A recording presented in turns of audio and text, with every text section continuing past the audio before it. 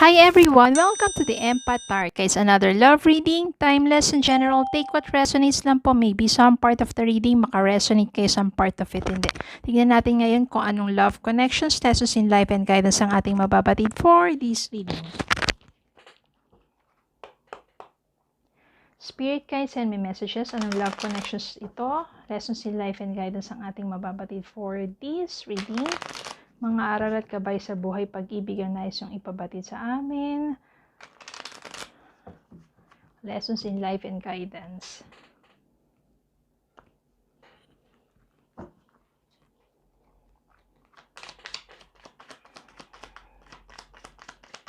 Spirit guides, send me messages.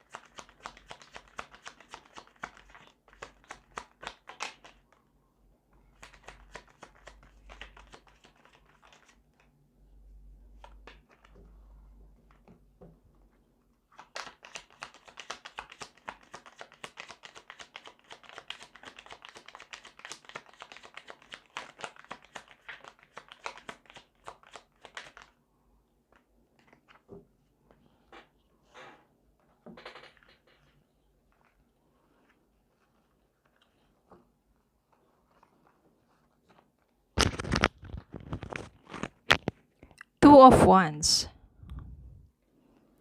Queen of Wands, Ten of Swords, Page of Pentacles,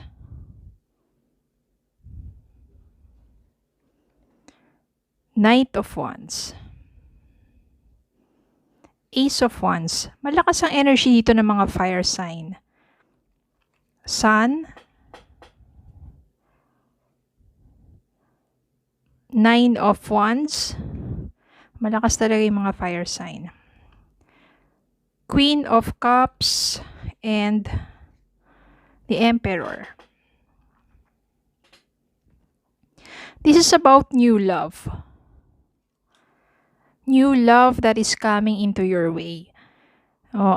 Meron kasi ditong Ten of Swords. So meaning, maaring nagkaroon ka ng painful na katapusan ng iyong nakaraang relasyon. Pero kapag may mga ending kasi, ibig sabihin, may new beginning. Yung Ace of Wands dito means a new passionate relationship is coming into your way, or maaring nararanasan mo na ngayon na after mo ng isang relasyon, isang mapait na katapusan na relasyon, ay may panibagong pag-ibig na sumisibol. Sa una, or maaring ganito yung energy mo, Nine of Wands, masyado kang overprotective sa sarili mo. You are setting boundaries. You are not, parang hindi ka masyadong nag-open up dun sa mga tao na nandiyan sa paligid mo, especially yung mga nagpaparamdam sa'yo. Si Knight of Wands, who's very passionate din, no? Masyadong charming ito. Meron ding Page of Pentacles, who is giving you more stable na, nag-offer sa'yo ng isang stable na relationship. And it's more of someone who's very supportive kung ano man yung mga nais mo. Napaka ganda naman ng signs because of the sun, and it gives you bright future ahead. No, ibig sabihin yan, you are in the right path. No, minsan, iniisip mo, nagpaplano ka just to travel, to explore do sa life mo, kaya siguro, hindi mo masyadong ine-entertain pa yung mga nag-a-admire sa'yo o yung mga may intention sa'yo because you are focusing too much sa sarili mo. Which is maganda naman yon, because kapag focus ka sa sarili mo, sobrang nagiging attractive ka. Kaya maraming humahanga sa'yo. Nagugulat ka na lang, bigla may nagme-message sa'yo. 'Di ba? Tas ang daming nagpaparamdam sa'yo, pero nagiging ano ka muna, you're setting boundaries. Maybe siguro natakot ka rin, na-trauma ka rin do'n sa nakaraan mong relasyon. Maybe hindi ka pa ready, pero darating yung tamang tao para sa'yo. Emperor. Siya yung someone is very mature, strong personality, at itong emperor na 'to, gagawin niya ang lahat para makuha niya ang iyong pagmamahal. Ibig sabihin, talagang susuyuin ka niya ng husto. At iba sabi nga, lahat nga ng utos ng emperor ay masusunod. Kumbaga para sa kanya, lahat ng gusto niya, no, magagawa niya ng paraan to achieve it. And ang kanyang goal ay mapamahal ka sa kanya, which is gagawin niya lahat yan. Sobrang effort ng taong ito para makuha niya ang ninanais niyang kasagutan, which is yun, ang mabigyan mo siya ng pagkakataon for a relationship. Diba? Mapapasok sa buhay mo. Mapapamahal ka sa taong to. Kasi ipaparamdam talaga ng taong to na gustong gusto ka niya. At talagang mararamdaman mo rin naman talaga, mafe-feel mo yan sa sarili mo that ito yung someone na maaring siya na yung talagang mag-aalaga sa'yo, magpo-provide sa'yo, mag-aalaga sa'yo, at yung kung paano ka proteksyonan. No, siya yung someone na talagang hindi ka niya hahayaan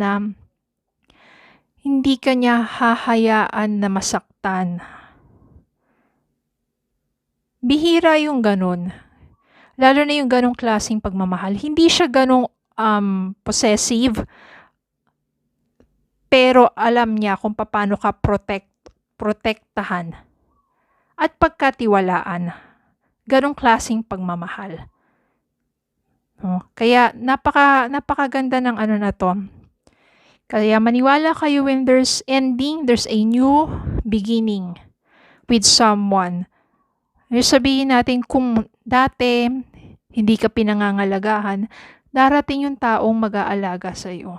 Kung dati you are taken for granted, darating yung tamang taong pagtutuunan ka ng sapat na oras, ng atensyon, at hindi ka ipagsasawalang bahala. Maniwala kayo. You only have to believe that you are worthy of love. Alisin dyan sa isip at puso ninyo na wala kang kwenta, mga ganun. Lalo na yung iba, di ba? Gaslighting, na parang feeling mo ikaw yung may kasalanan, bakit naging ganun ang relasyon ninyo, ikaw sinisisi mo na rin yung sarili mo. No, alisin yung mga ganun. You are worthy of love. And syempre sa mga nagdaan naman na relasyon, marami ka namang bagay na natutunan.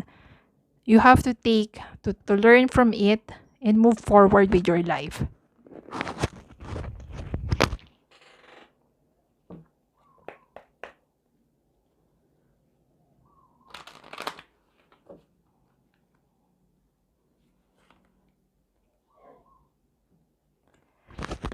Retreat. It's time to disconnect from the world. Minsan kailangan mo mag-retreat. No, disconnect muna sa mga digital na mga gadgets. Take time with nature. Kasi doon mas magiging, sabi natin, makiklense ang yung energy sa mga toxic or mga negativities. Make the effort. Great love is worth taking the steps you're guided to take. Ito yung make the effort. Ganyan ang gagawin sa'yo ng person na to. Sobra yung effort niya para sa'yo. And honeymoon. Enjoy the bliss of holiday time together. Ay nako, sobra talaga. Gagawin kanyang malakong siya ay emperor. Ibig sabihin to, this is someone who's mature, strong personality, stable sa kanyang pamumuhay, no, financial stable na yan, taong yan, at parang ikaw na lang yung kulang sa buhay niya, at kapag natagpuan ka niya, gagawin kanyang reyna ng buhay niya. Oh, so you will enjoy the bliss holiday time together. Ayan, so maaring mauwi talaga to sa isang, 'di ba, committed, deep loving relationship. Oh, so okay, so yun lang po. Maraming salamat po for watching. Please don't forget to like, share, comment, subscribe, follow me on Facebook and TikTok. Have a good day po and God bless.